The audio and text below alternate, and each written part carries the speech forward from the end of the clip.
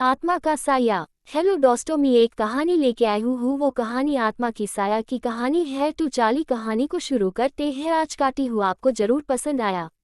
इस बार दिल्ली में भयंकर गर्मी पड़ रही है। पारा 45 डिग्री के पार पहुंच गया है।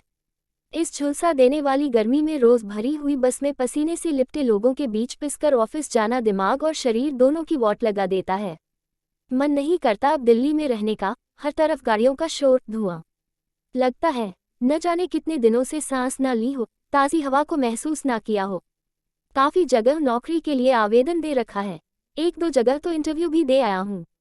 देखते हैं किस्मत कहाँ ले जाती है। शुक्र है आज बस में सीट मिल गई है। चलो जरा मेल ही चेक कर लेता हूँ मोबाइल पर। अरे वाह, एक कंपनी है आयुर्वेदिक दवाइयों की उत्तरांचल में। उनका जवाब आया है। सुपरवाइजर की पोस्ट के लिए मेरा चयन हो गया है। 10 दिन बाद मुझे ज्वाइन करना है।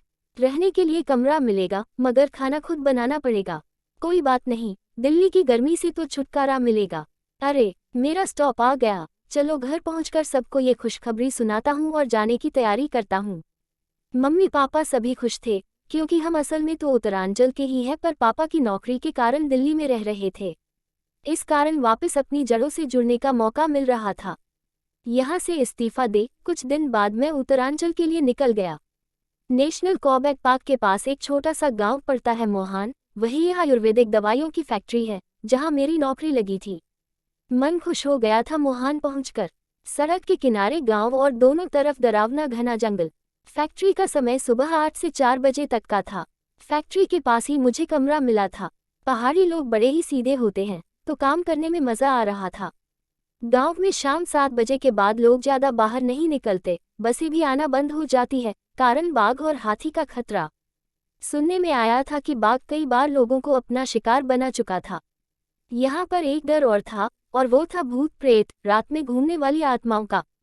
दिन में तो काम में व्यस्त रहता था, तो कुछ महसूस नहीं होता था, पर रात को कभी कभी कुछ असामान्य सा लगता था उस कमरे में। मैं गहरी नींद में था। एक दिन अचानक से आंख खुल गई। ऐसा लगा मानो सर पर कोई हाथ फेर रहा हो, पर आसपास कोई नहीं था। मैं भूत प्रेत में विश्वास नहीं रखता। मुझे लगा यह शायद मेरा वहम हो सकता है मैंने कोई डरावना सपना देखा हो, इसलिए किसी से मैंने इसकी चर्चा नहीं की। पर धीरे धीरे लगा कि मेरे घर में कुछ असामान्य गतिविधियां चल रही है। मैं बड़ा व्यवस्थित किस्म का इंसान हूँ। फैक्ट्री जाने से पहले बिस्तर की चादर घर साफ करके जाता हूँ, पर आज घर आया शाम को फैक्ट्री से, तो बिस्तर पूरा अव्यवस्थित पड़ा था, जैसे उस पर कोई सोया हो। एक दो लंबे काले बाल भी गिरे पड़े थे तकिए पर। पहले तो लगा शायद मैं भूल गया बिस्तर ठीक करना, लेकिन फिर मन में प्रश्न कौंधा कि ये लंबे काले बाल कैसे तकिए पर आए। अचानक ही मेरे में भूत प्रेत की बातें आने लगीं। दिमाग घूम रहा था। घबराहट के मारे पूरी शर्ट पसीने से भीग गई थी कि अचानक से लाइट चली गई, जिससे मैं बुरी तरह से डर गया था। सांसें भी शताब्दी की स्पीड से चलने लगी थी। घर से बाहर भी भाग कर नहीं जा सकता था, अंधेरा हो गया था।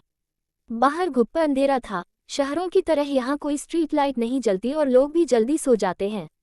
मरता क्या ना करता, हनुमान जी की शरण में जाने के अलावा कोई चारा नहीं था। मैंने जोर जोर से हनुमान चालीसा पढ़ना शुरू कर दिया। थोड़ी ही देर बाद जब पंखा चलने की टक से आवाज आई तो आंख खुली। पंखा जोरों से चल रहा था और बल्ब टिमटिमाता हुआ चमक रहा था। मैं थक चुका था इस सारे प्रकरण से। चुपचाप नीचे चादर बिछाकर सो गया और उस पलंग पर सोने की हिम्मत नहीं थी अब मेरी। मैं यकीन नहीं कर पा रहा था कि जो कल मेरे साथ हुआ वो मेरा वहम था या मेरा डर मुझे मेरे ही बुने भ्रमजाल में उलझा रहा था। आज फैक्ट्री से आधे दिन की छुट्टी लेकर मैं जंगल की ओर चला गया था, सुकून की तलाश में। थोड़ी शांति चाहता था। कल रात हुई घटनाओं का अवलोकन करना चाहता था। जानना चाहता था कि वो सत्य था या मेरे मन द्वारा फैलाया भ्रमजाल था। पेड़ के नीचे बैठा था। कोसी नदी आज शांति से बहती। कुछ ही देर में मुझे गहरी नींद आ गई और मैं सो गया। सपने में मुझे ऐसा लगा जैसे मेरा कोई हाथ खींचकर मुझे उठा रहा हो। इतनी जोर से हाथ खींचा था कि मेरे हाथ में दर्द होने लगा और मैं चिल्लाकर उठ गया। देखा तो शाम हो गई थी और मेरा हाथ दर्द कर रहा था। हाथ पर निशान थे, जिसे देखकर मैं हड़बड़ा गया और बेतहाशा जंगल में भागने लगा, सड़क की ओर आने के लिए। मेरा गला सूख रहा था। किसी तरह मैं गिरते पड़ते फैक्ट्री तक पहुंचा।